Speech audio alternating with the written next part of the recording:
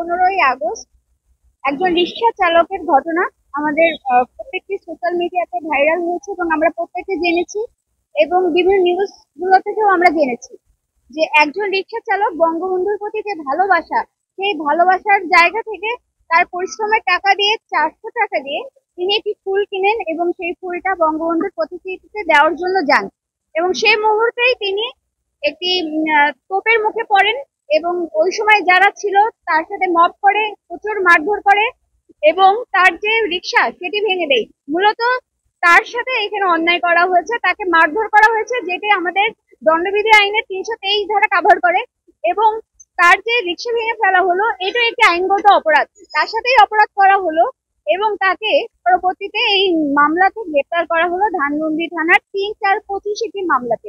যে মামলাটি এপ্রিল মাসে রুজু হয়েছিল, বৈষম্য বিরোধী ছাত্র আন্দোলনের একটি মামলা। ওই মামলার ঘটনার তারিখ হচ্ছে 4 আগস্ট এবং 2024 সাল এবং ওই মামলাতে তাকে এই যে রিক্সা চালক যিনি বঙ্গবন্ধুকে ভালোবেসে, শুধুমাত্র তাকে ভালোবেসে যাতে জনগণের প্রতিকৃতিতে ফুল দিতে গিয়েছিল, তিনি কোনো রাজনৈতিক দলও করে না। তিনি আসলে এখানে তাকে যে ভিকটিম করা হয়েছে তিনি একটি সাধারণ মানুষ। তাকে এই মামলাতে গ্রেপ্তার করা হলো 323, 326, 325, 307 মামলাতে, হত্যার চেষ্টা মামলাতে। সে নিজে ভিকটিম হলো এবং তাকে গ্রেপ্তারও দেখানো হলো। আজকে আমরা বিজ্ঞ আদালতে তার জামিনের জন্য প্রার্থনা করেছিলাম, বিজ্ঞ আদালত ন্যায় বিচার নিশ্চিত করেছেন এবং তাকে জামিন দিয়েছেন।